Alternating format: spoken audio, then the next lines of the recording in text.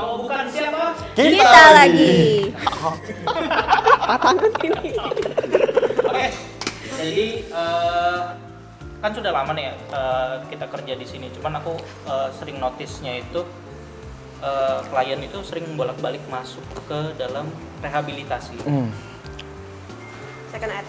Kenapa? Senang sama masuk ke dalam sini ya? Kangen mungkin gitu ya.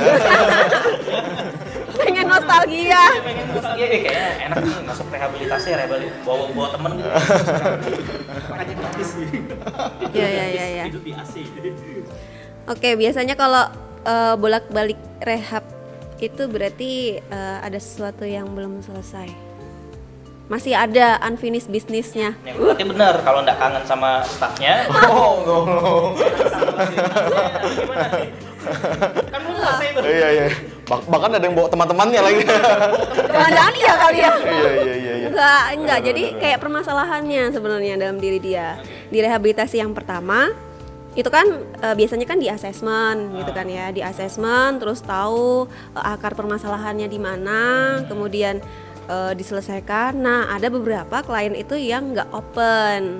Kadang ada beberapa nggak membuka masalahnya, masih ada yang ditutup-tutupin. Ya mungkin berkaitan dengan aib kah atau apa yang dia tuh jangan sampai orang lain tahu. Gitu.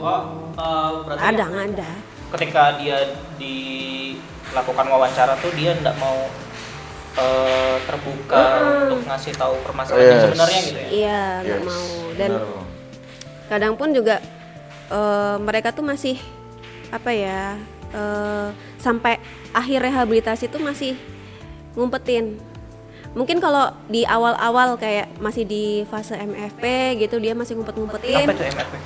Monitoring evaluasi fisik dan psikososial. Jadi masa observasi MEFP, bukan video games ya. Iya, bukan. Bukan, nah masih di fase MFP itu mereka kadang ada yang masih nutupin, tapi ketika di primary, re-entry baru mau terbuka. Karena Tapi kan ada juga nggak yang sampai dia selesai program itu? ada yang sampai selesai program dia tuh yang bener-bener ada hal yang nggak diungkapkan gitu loh. Ya tapi kan sah-sah aja sih sebenarnya. Iya. Benar. Nah, makanya dia balik lagi akhirnya jatuhnya. Gara-gara Karena masalahnya. permasalahan itu dia nganggap semua masalah mungkin balai rehabilitasi itu nggak mungkin bisa bantu. Orang-orang nggak bisa bantu. Yang bisa menyelesaikan masalah adalah dirinya sendiri. Padahal sebenarnya kan notabene manusia adalah makhluk sosial. Ya, Kita saling bantu satu sama lain. Tanpa rehabilitasi sekalipun sebenarnya bisa aja kan berhenti. Ya berhenti aja gitu. Bisa. Di rumah aja gitu main Bisa. PS, Iya. Apa ngurung diri Kunci. di dalam kamar. Dalam WC mungkin ya kan. WC Kalau dalam kamar kan agak susah dia nanti kalau iya, ngurung diri di dalam kamar, kuncinya dilempar keluar, terus kalau mau makan tinggal teriak aja, "Ma, aku mau makan," gitu ya kan. Iya, tinggal gitu Kayak ya. isolasi. Dulu, "Ma, cebok," gitu. Iya. Iya. Jadi ya bisa mereka berhenti, tapi pertanyaannya adalah apakah mereka pulih? Belum tentu. Karena mereka nggak lagi tahu gimana caranya bersosialisasi dengan orang lain, karena kan dia di dalam kamar sendirian, nggak tahu gimana caranya bertanggung jawab secara pribadi. Mereka nggak tahu apa yang harus dilakukan saat mereka keluar kamarnya itu, atau saat mereka keluar lagi ke lingkungan sekitar, apa yang harus mereka lakukan, apa yang harus mereka hadapi nanti, mereka nggak akan tahu karena yang mereka lakukan adalah menutup diri, mengisolasi diri. Nanti Ada tahapannya, ciri-cirinya ya bro ya sebenarnya. Ada relapse dan sebagainya. Ada labs dan relapse. Iya, Labsnya apa? lapse putaran bukan.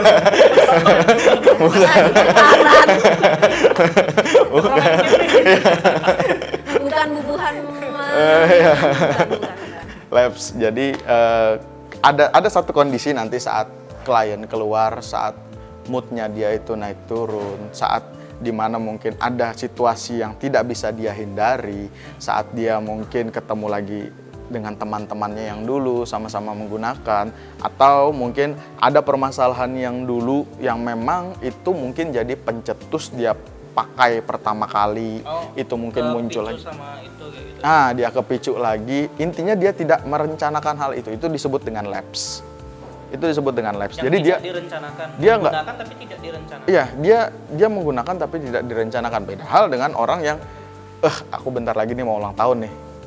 Gimana kalau misalnya aku beli barang terus aku pakai? Itu kan berarti kan terencana. Tapi kalau misalnya tidak direncanakannya ini sering muncul gimana? Dalam 1 bulan aku misalnya, ya karena aku tidak merencanakan itu, aku kepicu sama misalnya karena sering menggunakannya di kamar, jadi aku kepicu sama suasana di kamar nih. Jadi setiap aku tidur kepicu terus gimana? Jadi kan PR. Gimana? Trigger ya, triggernya. Pas selesai. Benar. Paling kalau semuanya ada yang kepicu kayak gitu, kita saranin untuk pindah kamar aja lah.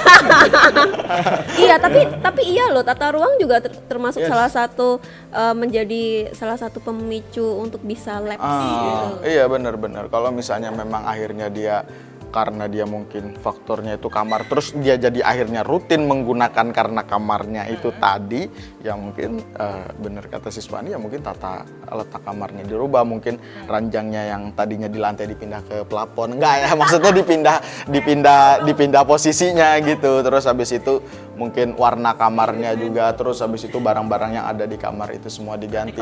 Intinya kalau dia terencana, itu berarti disebutnya relapse. Itu udah ada pola kan, berarti ada pattern di situ, ada pola di situ, itu disebutnya relapse. Berarti kalau aku kepicunya sama pacar, berarti aku harus ganti pacar gitu? Kepicu sama istri berarti nambah istri gitu. Oh gitu ya? Berarti itu cara penyelesaian masalahnya tuh nggak bisa, cara menghadapi triggernya tuh yang sulit. Kalau di rehab itu kan juga diajarin gimana cara menghadapi triggernya. Kalau triggernya tuh datang, apa yang harus dilakukan? Jadi tadi kalau misalnya mungkin dia triggernya itu tentang kamar, ya berarti ya nggak perlu ganti kamar, mungkin ruangannya dibedakan, tata letaknya tadi ya Mbak Siswani, tata letaknya itu dirubah. Kalau misalnya mungkin triggernya itu lebih ke istrinya, ya coba buat komitmen sama istri. Intinya masalah itu dihadapi dan dibicarakan.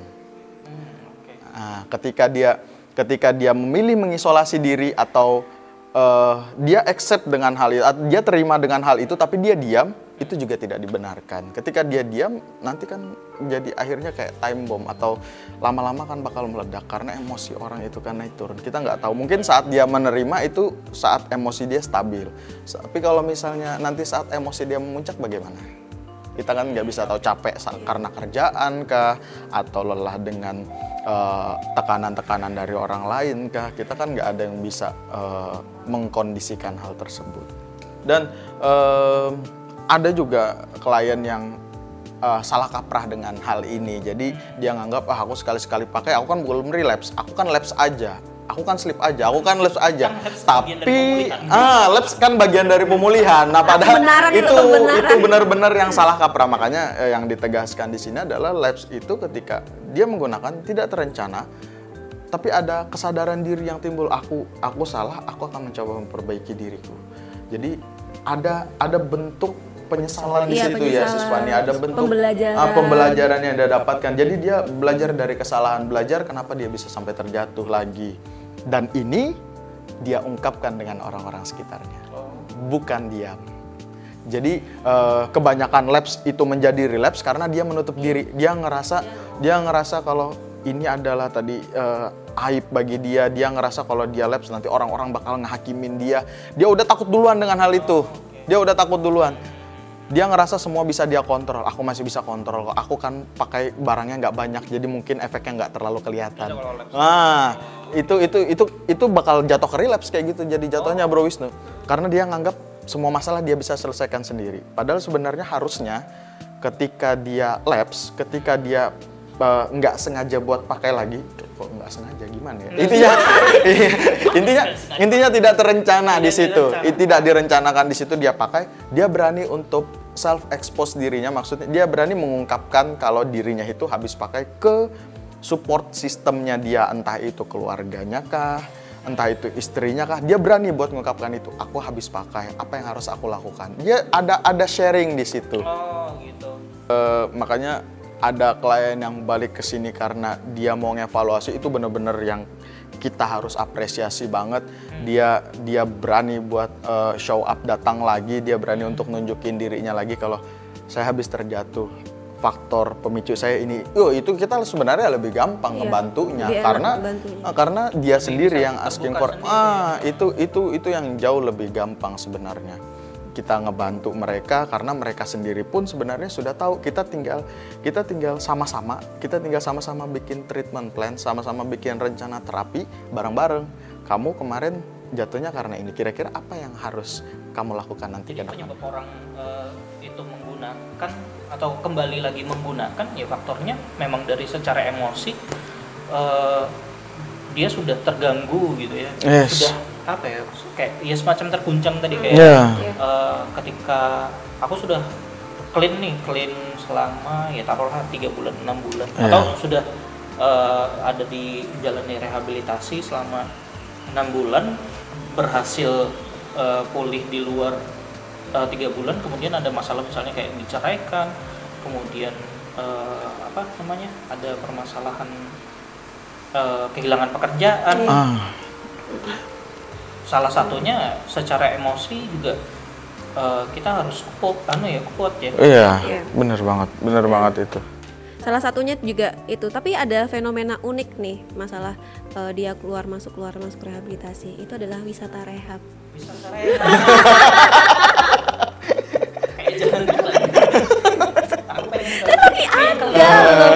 Tapi ada klien yang datang lagi itu tuh udah dari rehab mana dia datang.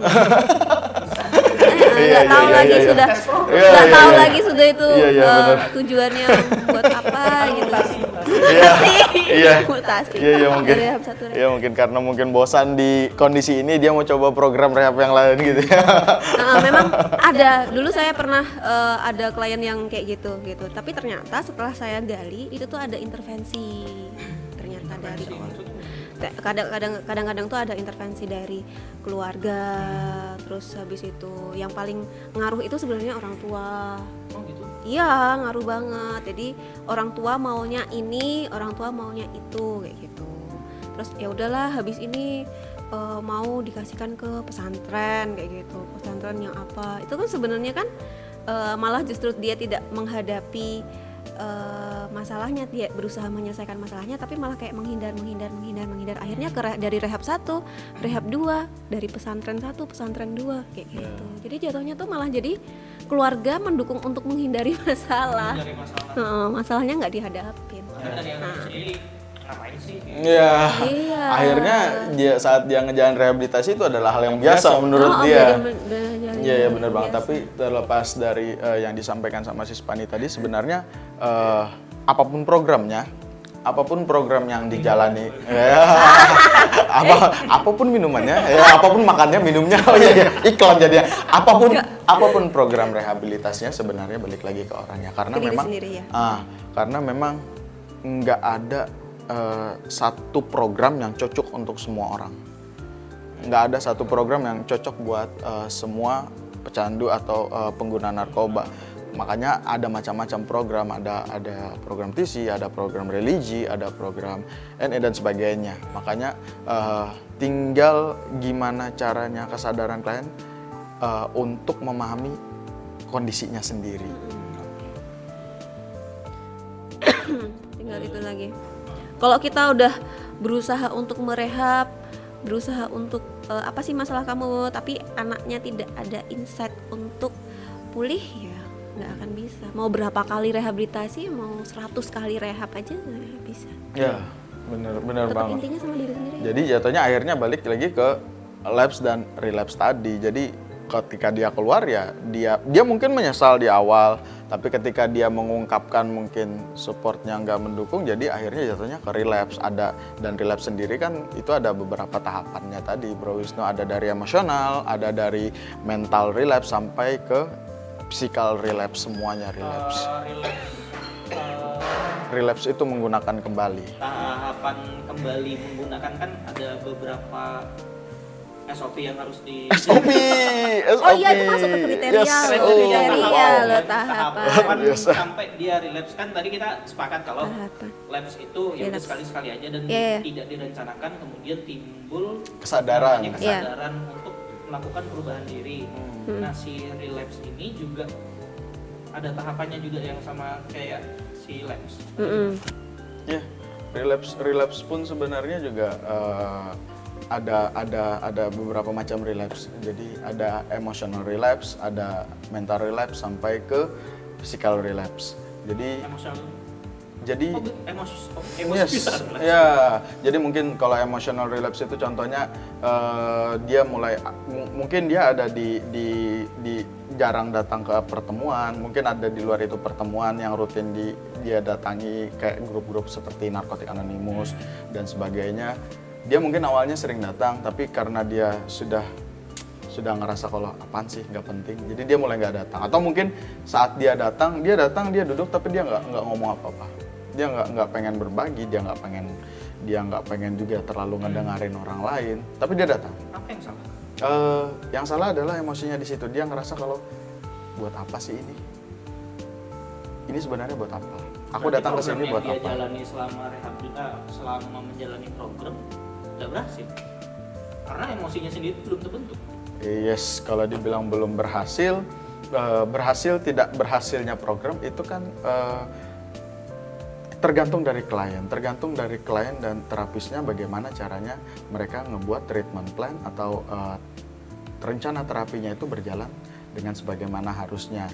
Dan juga yang sebelumnya disampaikan sama Sisvani tadi, keterbukaan klien dalam membuka masalahnya. Biasanya apa sih masalahnya? Masalah klien tuh gimana ya Sisvani? Masalah Kenapa klien. sampai klien itu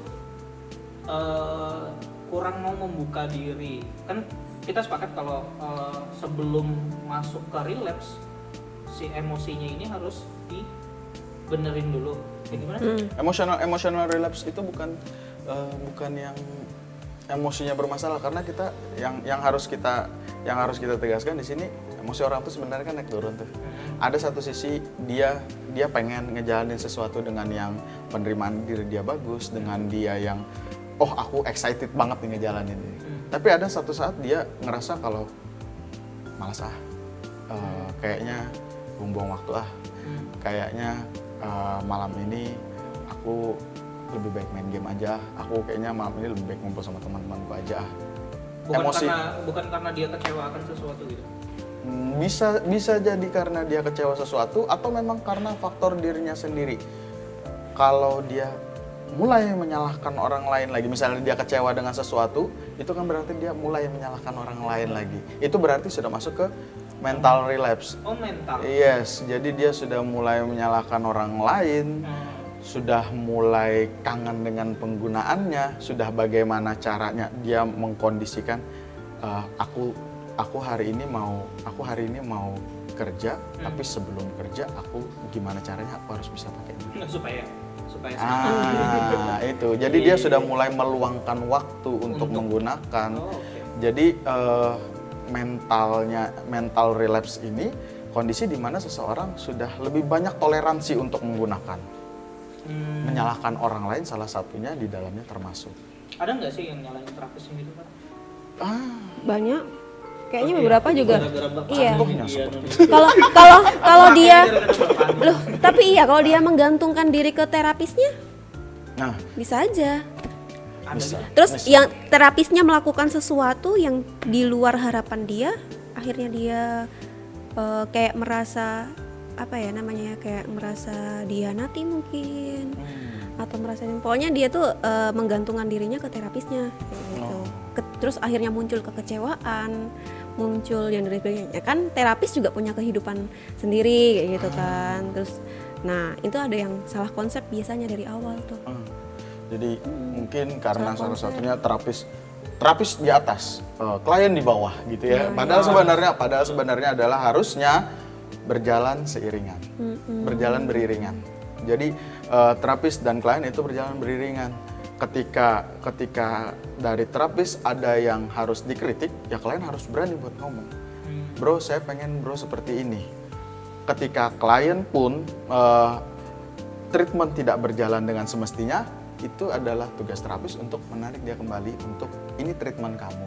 Ini yang harus kamu lakukan. Jadi tidak ada lagi bahasa untuk klien itu bosan di program, terus klien itu juga ngerasa saat di luar itu program yang dia dapatkan di sini itu benar-benar bisa dia terapkan saat di luar.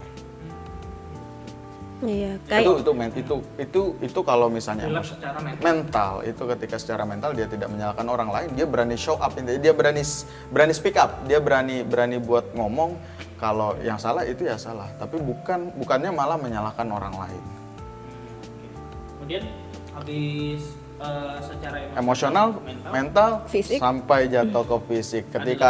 Ketika emosi dia, ketika emosionalnya di situ sudah bermasalah, terus abis itu toleransinya dari mentalnya itu juga sudah terlalu banyak, jadi dia lebih banyak mentoleransi penggunaan, akhirnya jatuhnya akan ke physical relapse yang itu sudah terjadwal, penggunaannya itu udah mulai rutin setiap hari, bahkan ketika seseorang itu sudah relapse, jadi ada kondisi abstinensia sebelumnya, maksudnya ada kondisi di mana dia itu sebelumnya itu clean, bersih dari narkoba, saat dia diprogram mungkin katakanlah 3 bulan, 6 bulan, dia bersih dari narkoba, saat dia menggunakan kembali, itu pernyataan klien yang masuk yang second ad segala macam, dia ngomongnya jauh lebih parah bro penggunaan saya bro. Jauh lebih parah. Ya, biasanya jatuhnya jauh lebih parah.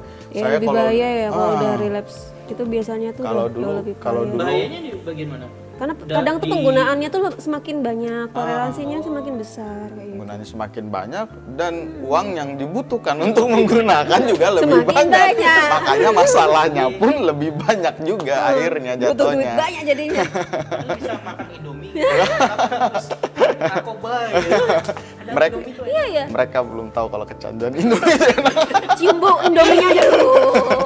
Bahkan makan 2 aja bisa timbul masalah gitu. Kalau berulang-ulang 2 relapse gitu. Kayaknya mungkin bisa diajarin Indomie yang direbus-rebus tuh ada serbu-serbunya kan, itu mantap. Mereka bumbu yang paling di bawah bisa bikin relapse. Mereka nggak tahu kecanduan Indomie itu jauh lebih enak sebenarnya daripada kecanduan narkoba, dan tidak ada masalah yang timbul setelah itu biasanya. Usus sih masalahnya, usus sih ya. Micinnya. Usus, micin. Kecuali micinnya. Jagi micin. Jagi micin. Jadi ketika sudah kembali ke fisik, relapse secara fisik itu emang susah dihentikan dan biasanya membahayakan dirinya sendiri. Biasanya itu berkali-kali lipat, lebih parahnya 2 kali lipat sampai 3 kali lipat lebih parah penggunaannya daripada penggunaan dia sebelumnya. Sebenarnya ke bentuk evaluasi ya penanganannya tuh kayak lingkungannya lebih aktif. Kayak dia ngelihat ciri-cirinya nih, si anak kok udah kayak balik lagi ke kebiasaan yang lama, kemudian kok ada tiba-tiba yang nggak pernah begadang jadi begadang dan sebagainya, dan lingkungannya pun juga harus peka sebenarnya. Berarti kita harus nge-briefingin. Harus, jadi sebenarnya nggak cuman kliennya aja yang harusnya tahu, tapi lingkungan juga harus. Bu, rehab masanya diedukasi, edukasi. Keluarganya enggak, selama rehab kan keluarga juga ikut edukasi kan, kayak ikut dia family support group. Sebenarnya itu isinya itu kayak materi apa sih yang terjadi sama si klien supaya nanti kalau ke rumah itu tuh keluarga tuh enggak ngasih dia judgement, keluarga tuh enggak membiarkan kayak gitu. Jadi supaya keluarga tuh tahu, oh ternyata para mantan pengguna itu tuh perilakunya seperti ini. Jadi lebih aware, supaya keluarganya lebih aware gitu. Nah itulah tadi penanganannya ya, tetap harus ada bantuan dari keluarganya. Kayak tiba-tiba diem di kamar terus ya kerasukan. Kerasukan enggak gitu. Ya keluarganya juga aktif gitu, nanyain kamu ada masalah apa kayak gitu, kamu kenapa. Jadi ya memang sih si kliennya kita selalu edukasi untuk coba terbuka dengan orang lain, dan keluarganya pun juga kita edukasi untuk lebih lebih peka kayak gitu, lebih peka, lebih perhatian mungkin kayak gitu. Jadi nyambung. ACDC, rehe gitu ya.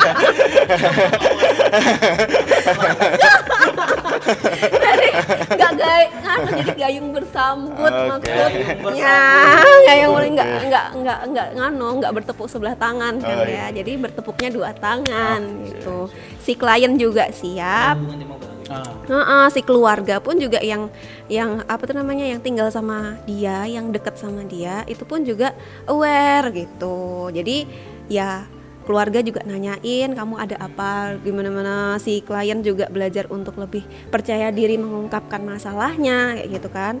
Ya udah, kalau udah ada komunikasi, udah ada bentuk, keluarga merasa kesulitan, nah baru ya rujuklah konsultasi ke BNP, BNK. Tapi bisa nggak sih konsultasinya tuh kembali ke konselor yang namanya bisa ke terapis lamanya kayak gitu? Boleh nggak apa-apa kayak gitu. Kan sharing sama terapis. Biasanya sama terapis tuh akan ngarahin lagi ya kalau semuanya nggak bisa by phone kayak gitu, akan kita arahkan coba ke BNP, BNK untuk konseling atau konsultasi secara face to face. Di Samarinda ini sendiri kira-kira ada nggak forum untuk klien-klien yang sudah selesai program itu ada tempat bernaung untuk mereka tuh ngobrolin masalah ini kayak gitu? Ada di Kaltim ya? Ada.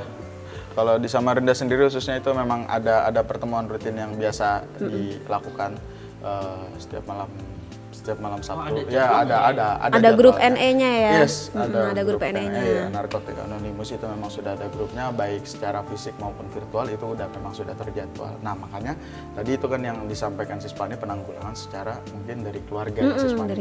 Sebenarnya juga terlepas dari keluarga, ini adalah gimana caranya klien itu menimbulkan kesadaran dirinya. Makanya tadi kan kita bahas lapse dan relapse. Lapse itu ada kesadaran, relapse itu tidak ada kesadaran lagi sudah dalam dirinya, baik secara emosional, mental maupun fisiknya. Jadi ketika kesadaran dirinya itu sudah timbul, dia bakal asking for help, dia bakal meminta bantuan, dia mungkin datang ke pertemuan yang mantan recovering addict, mantan para pengguna dulu, atau mungkin dia menghubungi lagi sponsor, dia mulai lagi sponsor itu maksudnya Indomie lagi. sponsor di sini gue kayaknya bawa program jadi ke sini. Enggak, jadi intinya dia mulai menghubungi lagi kan sponsor di sini, mungkin entah itu konselornya, entah itu adalah recovery partner dia, itu yang dia hubungi lagi. Dan yang sekali lagi yang digarisbawahi di sini adalah kesadaran untuk mengafirmasi positif dirinya. Mungkin saat dia lapse, saat dia terjatuh, itu dunia sebenarnya belum berakhir. Jadi ada orang yang ngerasa kalau dia sekali menggunakan, udah habis, udah aku. Betul. Dia udah mulai takut. Kenapa? Kita main di paret terus di dalam gitu. Selesai. atau main bola gitu. Jadi udah momok banget. Jadi dia kalau misalnya dia udah relapse itu semua sudah selesai. Padahal sebenarnya enggak. Ketika dia lapse tapi dia asking for help, dia sharing dengan keluarga, dia sharing dengan support sistemnya dia, entah itu keluarga atau apapun, mungkin sebenarnya bakal dapat jalan keluarnya. Entah itu mungkin masuk rehabilitasi lagi kah, entah itu mungkin nanti dari keluarga bakal dia dapat insight dari keluarga saat itu, ya macam-macam. Atau mungkin dia bisa ngafirmasi positif dirinya sendiri, oh ternyata keluarga aku mendukung aku. Kalau keluarga aku aja mendukung aku, kenapa aku nggak bisa mendukung diri aku sendiri? Iya, kesadaran untuk itu ya bro. Ya, kesadaran dirinya untuk kembali untuk merubah semuanya, kembali untuk menjadi lebih baik lagi. Oke, jadi buat teman-teman recovery, sebenarnya kita tuh bisa kayak gitu untuk pulih kayak gitu setelah kita menjalani program. Ingat, program itu nggak mesti harus direhabilitasi. Intinya orang yang paham tentang bagaimana caranya menangani kecanduan itu sendiri. Dan ya kita memang tidak bisa lepas untuk bahwa kita butuh bantuan kayak gitu. Bahwa kita juga harus bisa terbuka dengan permasalahan kita, itu yang paling penting. Jadi mungkin yang bisa kita simpulkan sama-sama di sini adalah ya seberapa banyak pun kamu rehabilitasi itu nggak akan bisa menjamin apa-apa kalau kamunya sendiri nggak mau merubah diri ya. Tidak ada kesadaran diri yang tidak ada kesadaran diri untuk Betul. melakukan sebuah perubahan gitu. Memang ya jalan satu-satunya juga dari kamunya sendiri gitu. Kembali ke diri sendiri. Kembali diri sendiri, mau pindah ke Amerika sekalipun, mau ke Zimbabwe sekalipun. Zimbabwe. Iya, kalau sudah kenal sama narkoba ya kita juga bakalan tahu itu bahwa Iya, betul. ya trigger itu bisa didapatkan di mana aja. Di mana gitu aja. ya. Apa pemicu untuk menggunakan itu bisa didapatkan di mana aja. Jadi ya memang harus dari kamunya sendiri yang berubah. Jadi kalau ada masalah jangan sama saya, waduh.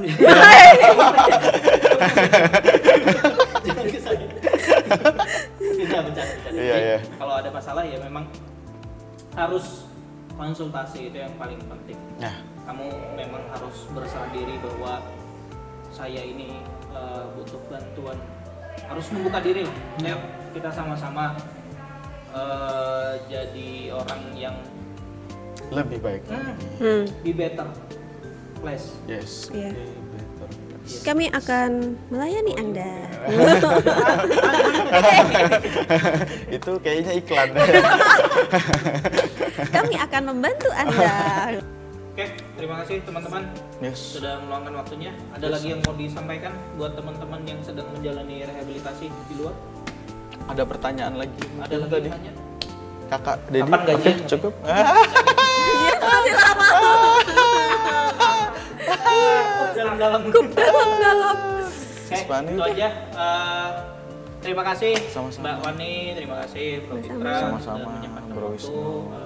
ngasih edukasi buat teman-teman yang sedang menjalani pemulihan, kemudian buat keluarga juga yang sedang membantu program pemulihannya. Semoga Yes. ya program ini tetap tetap bisa ngedukasi teman-teman juga Amin. di luar. Amin, So, amin. Harapan kita itu aja dari kami. Oke. Mohon maaf kalau kita berlima ini ada punya kesalahan. Sepertiga. Hitungnya 2 bos. Oh ya bener lagi. 4. Yes, bener lagi. Berlima ini punya kesalahan, ada kata-kata itu semua kami sengaja. Ya. Dia sengaja, saya nggak sengaja. Itu aja dari kami. Kalau bukan kita, Siapa lagi? Siapa lagi? Kalau bukan siapa? Kita lagi.